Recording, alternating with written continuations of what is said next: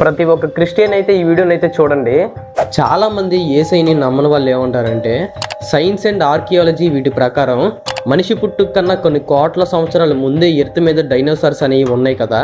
కానీ బైబిల్ ప్రకారం చూస్తే ఎర్త్ క్రియేట్ చేయబడిన జస్ట్ 6 డేస్కే హ్యూమన్స్ని దేవుడు క్రియేట్ చేశాడు. సో ఈ పాయింట్ని పట్టుకొని చాలామంది బైబిల్ ఫేక్, బైబిల్ అంతా అబద్ధం అని చెప్పేసి అంటారు. సో వాళ్ళ కోసం ఈ వీడియోలో అయితే ఆన్సర్ దొరికింది. సో దీనికి ఆన్సర్ మనకు తెలియాలంటే బైబిల్ మొదటిసారిగా రాయబడిన ఒరిజినల్ హెబ్రూ బైబిల్లోకి అయితే మనం వెళ్ళాలి. సో ఇప్పుడు మనం చదువుతున్న బైబిల్లో Day 1 Day 2 అని చెప్పేసి ఎలాగైతే మెన్షన్ చేశారో ఒరిజినల్ హెబ్రూ బైబిల్లో మాత్రం ఇక్కడ యోమ్ అని చెప్పేసి అయితే మెన్షన్ చేశారు.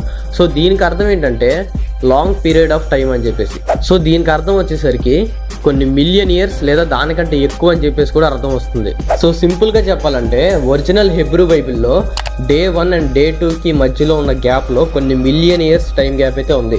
సో ఈ లెక్కను చూస్తే Day 1 నుంచి Day 6కి ఉన్న టైం గ్యాప్లో కొన్ని మిలియన్ ఇయర్స్ టైం గ్యాప్ అయితే ఉంది. సో ఆ టైంలో అయితే డైనోసార్స్ అయితే ఉండొచ్చు. సో నేను డీప్గా రీసెర్చ్ చేస్తుంటే నాకు ఒరిజినల్ హెబ్రూ బైబిల్లో ఈ టెక్స్ట్ అయితే కనిపించింది. దీన్ని నేను ఇంగ్లీష్లో ట్రాన్స్లేట్ చేసి చూస్తే దీని మీనింగ్ వచ్చేసరికి టానిన్ అని చెప్పేసి. సో దీని గురించి ఇంకా డీప్గా తెలుసుకుంటే ఇది వచ్చేసరికి ది గ్రేట్ సీ మాన్స్టర్, చూడటానికి డ్రాగన్లా ఉంటుంది.